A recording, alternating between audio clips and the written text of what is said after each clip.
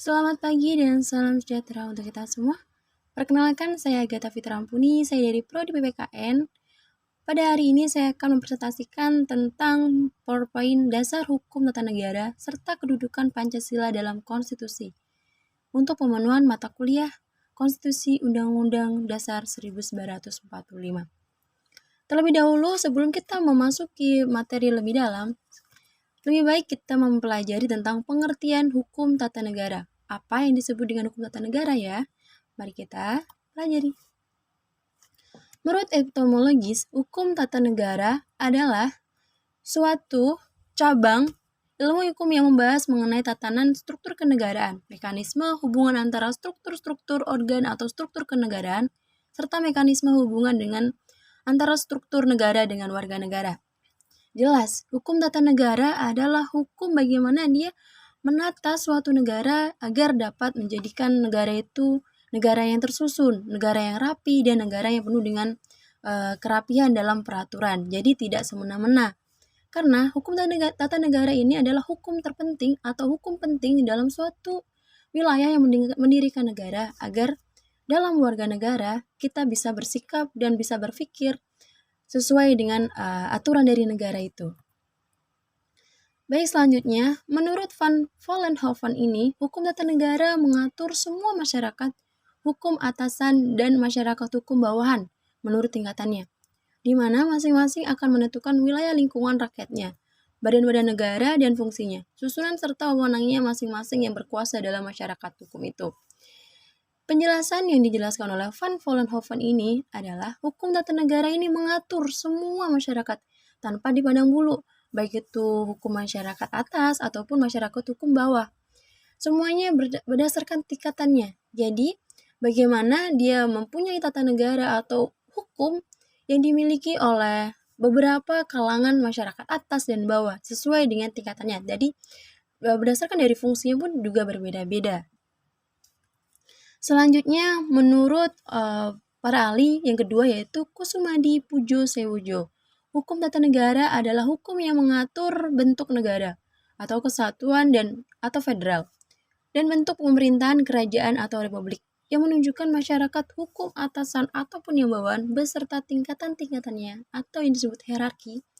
Yang selanjutnya menegaskan wilayah dan lingkungan rakyat dari masyarakat hukum itu dan akhirnya menunjukkan alat-alat perlengkapan atau yang disebut dengan yang memegang kekuasaan penguasa. Dari masyarakat hukum itu beserta susunannya terdiri dari seseorang atau sejumlah orang, wewenang, tingkatan, imbangan dari dan antara alat perlengkapan itu.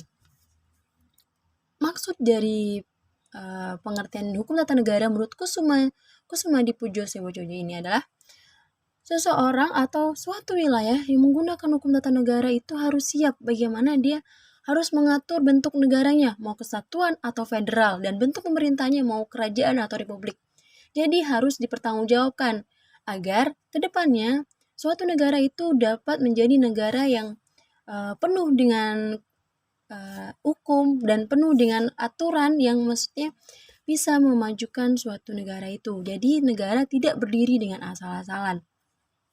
Dan setelah menentukan dari bentuk negara dan bentuk pemerintahan, maka selanjutnya adalah menentukan alat-alat perlengkapan yang akan dipegang oleh kekuasaan atau penguasanya. Dari masyarakatnya, dari sejumlah orang untuk bagaimana dia berdiri di pemerintahan, wewenang, dan tingkatan imbangan, dan serta perlengkapan ataupun bagan-bagan lainnya. Untuk membantu bagaimana membangun suatu negara menjadi negara yang penuh dengan kesatuan dan penuh dengan kebersamaan. Selanjutnya adalah definisi hukum tata negara dan hukum tata negara. Mari kita bahas bagian atas dulu. Negara adalah ilmu yang termasuk salah satu cabang ilmu hukum, yaitu hukum kenegaraan yang berada di ranah hukum publik. Seperti yang saya jelaskan tadi, bahwa hukum tata negara adalah hukum penting dalam suatu pendirian negara. Definisi hukum tata negara telah dikembangkan oleh para ahli hukum sehingga tidak hanya mencakup kajian mengenai organ negara saja, tetapi fungsi dan mekanisme hubungan antar organ negara itu, tetapi mencakup pula persoalan-persoalan yang terkait dengan mekanisme hubungan antara organ-organ negara itu dengan warga negara. Jelas, hukum tata negara ini tuh nggak membahas tentang hukum, nggak melulu bahas tentang bagaimana suatu pemerintahan, tapi dia juga membahas tentang warga negaranya. Bagaimana nanti ke depannya suatu negara itu dapat maju dan dapat sesuai dengan tersusun rapi dalam mendirikan suatu negara. Dan selanjutnya, objek kajian hukum tata negara di sini ada 4. Yang pertama, objek hukum tata negara adalah negara. Jelas, wilayah. Objeknya adalah wilayah atau negara yang sudah berpenghuni atau yang sudah mempunyai aturan atau hukum. Terikat pada tempat, keadaan, dan waktu tertentu. Tempat itu seperti wilayah, keadaan seperti iklim, terus kondisi, dan waktu tertentu. Dan ketiga adalah negara dalam hal ini dipandang dalam sifat dan pengertian yang konkret. Contohnya adalah mempelajari hukum tata negara Inggris, Jepang, dan lain-lain. Selanjutnya, jadi dalam hukum tata negara yang dikaji adalah aspek hukum yang membentuk dan yang dibentuk oleh organisasi negara. Dari pengertian semuanya, negara yang demikian kemudian dipelajari lebih mendalam tentang susunannya, alat-alat perlengkapannya, wewenangnya, kewajibannya, dan sebagainya. Selanjutnya adalah kedudukan Pancasila di dalam konstitusi.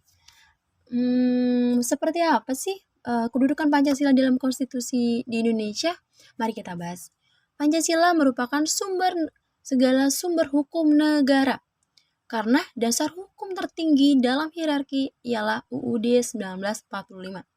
Sesuai pasal 7 ayat 1 Undang-Undang Nomor 12 Tahun 2011, sehingga dapat dipahami bahwa Pancasila bukan dasar hukum, melainkan sebagai sumber dari segala sumber hukum. Jelas, kedudukan Pancasila dalam konstitusi itu sangat penting. Karena apa?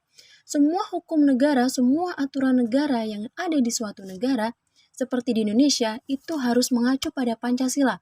Karena Pancasila mempunyai 5 nilai-nilai yang harus benar-benar ada dalam aturan yang mau dibuat atau yang mau dibikin untuk di Indonesia. Jadi jelas kedudukan Pancasila dalam konstitusi itu sangat penting karena semua hukum maupun yang mau dibuat ataupun yang belum dibuat harus mengacu pada Pancasila. Dan Pancasila menjadi cita hukum atau Rechtsstaat yang mendasari setiap hukum di Indonesia. Seperti yang saya jelaskan tadi, Pancasila cangkupannya adalah semua hukum harus didasari oleh Pancasila. Yang kedua, setiap hukum yang lahir di Indonesia harus berdasar pada Pancasila. Poin yang ketiga, hukum-hukum di Indonesia juga harus ditujukan untuk mencapai tujuan-tujuan negara dalam pembukaan Undang-Undang Dasar 1945, yaitu ada 4 poin. Yang pertama, melindungi segenap bangsa dan seluruh tumpah darah Indonesia. 2, mencerdaskan kehidupan bangsa. 3, memajukan kesejahteraan umum. Dan yang terakhir adanya ikut melaksanakan ketertiban dunia. Jadi, pokok pembahasan pada hari ini adalah tata negara adalah suatu hukum yang penting dalam suatu negara, mendirikan negara untuk menjadikan negara itu maju dan tersusun dan terstruktur agar tidak rancu ke depannya. Dan kedudukan Pancasila di dalam konstitusi Indonesia sangat penting karena semua hukum harus mendasari atau harus dilandasi Pancasila.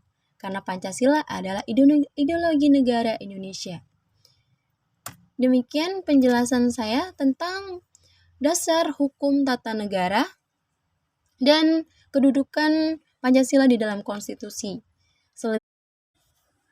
Demikian penjelasan materi pada hari ini. Kurang lebihnya saya mohon maaf dan semoga ini sebagai ilmu yang bermanfaat untuk menambah wawasan kita. Dan saya akhiri, selamat pagi dan salam sejahtera untuk kita semua.